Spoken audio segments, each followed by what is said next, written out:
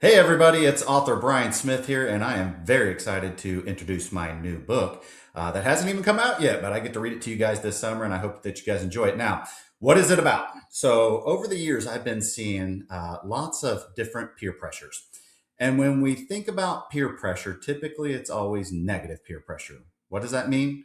Somebody made me steal. Somebody made me cheat. As kids get older, somebody made me drink alcohol. Well, really, it starts at an early age. And if you're likely to fall into peer pressure at that early age, you're more likely to follow at peer pressure at the older levels when the consequences get much more severe. So, having raised two boys and been in elementary education for the past 26 years, I have seen peer pressure play a huge part. And again, a lot of times it's negative, but does it have to be? And I thought it really doesn't. Why don't we talk about positive peer pressure and the great benefits that can come from that? And so that's where the inspiration from this book came. Whether it's again with my own two boys or working in schools, kids can influence each other in really positive ways. And so that again is why I chose to write this book. And so without further ado, I hope you guys really enjoy this book. The book is called Peer Power. Peer Power. What's up, everyone? I'm Ezekiel, but you can call me Easy. I used to think only grown-ups could make us kids do the right thing, but guess what? No, not true. My school counselor, Mrs. Burnett, taught our class a cool lesson about peer pressure. You know about peer pressure, right? It's when your friends or people around you try really hard to get you to do something. Sometimes it's stuff you know you shouldn't do, like sneaking toys in a class, doodling on the board, or touching stuff that's off limits. That's called negative peer pressure. Mrs. Burnett asked us to do the exact opposite, though, be positive. She wants us to help others make good choices and stop things that aren't okay. That's called positive peer pressure. When we help our friends make good choices, we use our P cubed power, positive peer pressure. Mrs. Burnett says we all have this power and we can use it to make our school the best place ever. After Mrs. Burnett's talk about positive peer pressure, we went outside for recess. I ran to the grassy field to play tag football, but I couldn't grab my coat or anything. Brr, it was freezing. I felt like a popsicle. Shivering, I asked Miss Flick, the playground monitor, if I could go inside to grab my coat and gloves. My friend Jack wanted his coat too. Mrs. Flick gave us permission, but said to be quick. No lollygagging, she told us. Inside, I grabbed my coat, but Jack took a detour and ran into Mr. Reyes's classroom. Hey, Easy, we hit the jackpot. Jack grabbed two fistfuls of sweets from Mr. Reyes's candy jar. Come on, take some. It's good stuff, Jack insisted.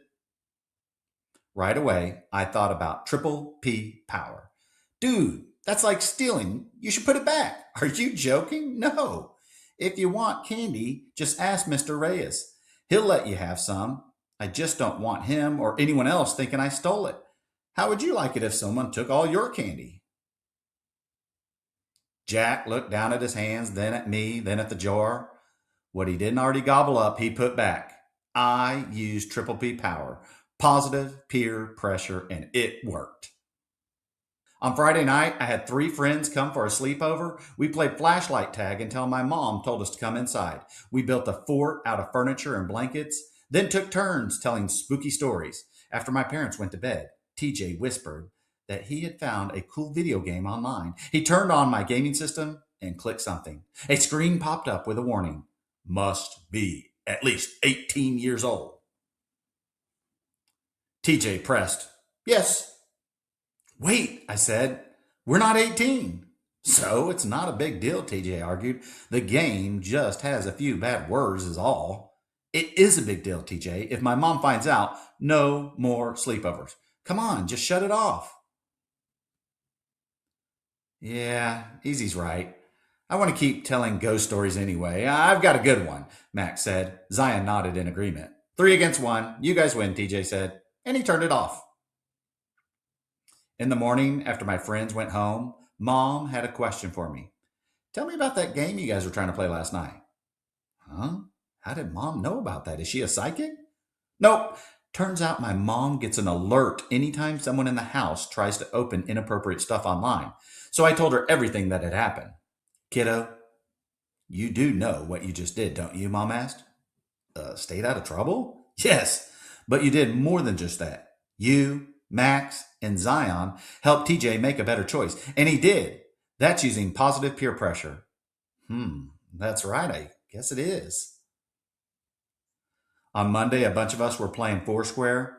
Wilson played too, but he's sort of clumsy. Some of the kids started laughing at him and called him names. Wilson, what's wrong with you?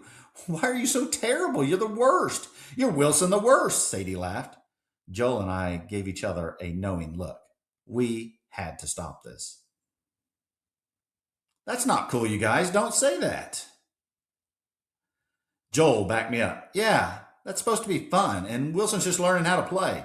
Joel told everybody about how they had laughed at him last year when he wasn't good, and he hated it. Sadie, you're the one who helped me get better because you tried to build me up, not break me down. Remember? Joel said.